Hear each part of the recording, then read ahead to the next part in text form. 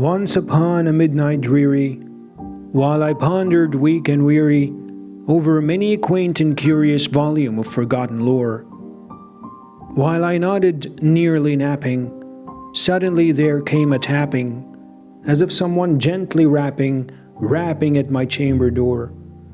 "'Tis some visitor," I muttered, tapping at my chamber door. Only this, and nothing more. Distinctly I remember, it was in the bleak December, and each separate dying ember wrought its ghost upon the floor. Eagerly I wished tomorrow, vainly I had sought to borrow from my books surcease of sorrow. Sorrow for the lost Lenore, for the rare and radiant maiden whom the angels name Lenore, nameless here forevermore. And the silken, sad, uncertain rustling of each purple curtain thrilled me, filled me with fantastic terrors never felt before. So that now, to still the beating of my heart, I stood repeating, "'Tis some visitor entreating entrance at my chamber door. Some late visitor entreating entrance at my chamber door. This it is, and nothing more." Presently my soul grew stronger, hesitating then no longer. "Sir," said I, "or madam, truly your forgiveness I implore.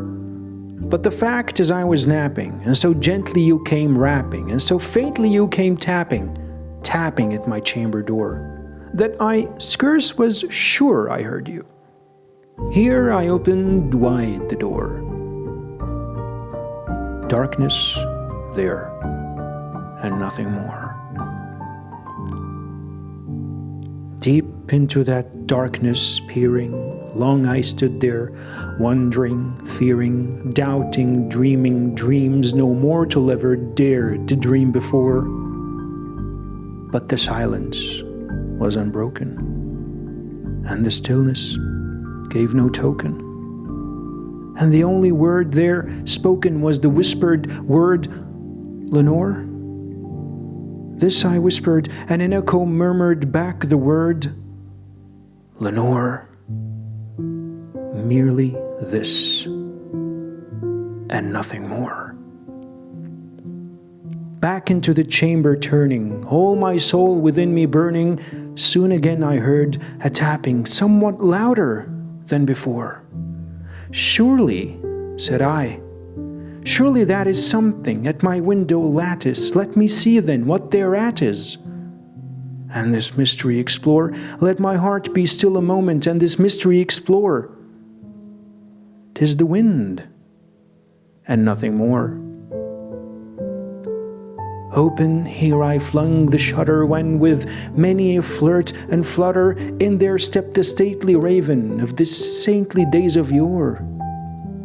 Not the least obeisance made he, not a minute stopped or stayed he, but with mien of lord or lady perched above my chamber door, perched upon a bust of Pallas just above my chamber door, perched and sat, and nothing more.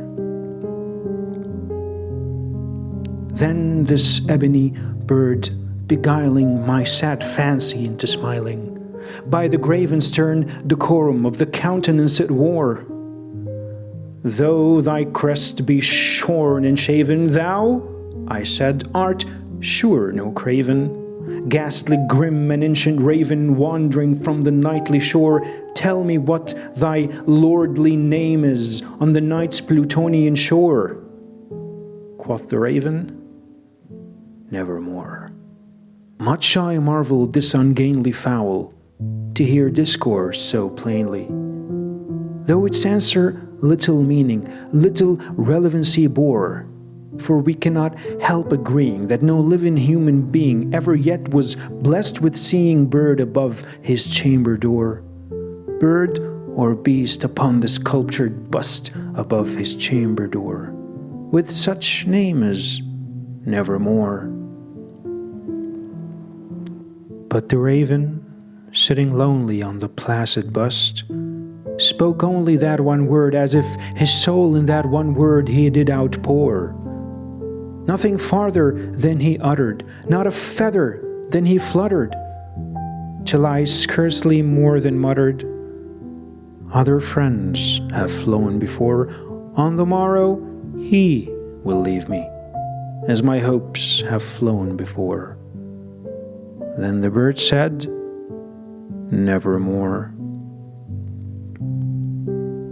Startled at the stillness broken by replies so aptly spoken, "Doubtless," said I, "what it utters is its only stock in store caught from some unhappy master, whom unmerciful disaster followed fast and followed faster, till his songs one burden bore, till the dirges of his hope that melancholy burden bore, of never, nevermore."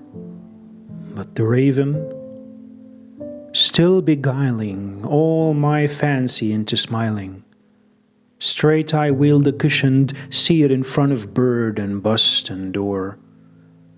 Then upon the velvet sinking, I betook myself to linking fancy unto fancy, thinking what this ominous bird of yore, what this grim, ungainly, ghastly, gaunt, and ominous bird of yore meant in croaking, "Nevermore." This I sat engaged in guessing, but no syllable expressing to the fowl whose fiery eyes now burned into my bosom's core. This and more I sat divining, with my head at ease reclining on the cushion's velvet lining that the lamplight gloated o'er, but whose velvet violet lining with the lamplight gloating o'er she shall press. Ah, nevermore. Then methought the air grew denser, perfumed from an unseen censer swung by seraphim, whose footfalls tinkled on the tufted floor.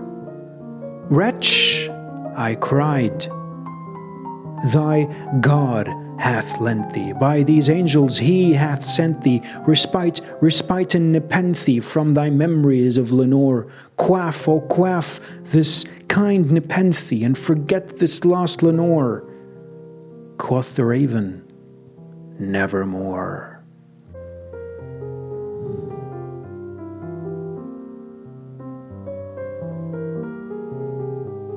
"Prophet," said I, "thing of evil, prophet still, if bird or devil, whether tempter sent or whether tempest tossed thee here ashore, desolate, yet all undaunted, on this desert land enchanted, on this home by horror haunted, tell me truly, I implore, is there balm in Gilead?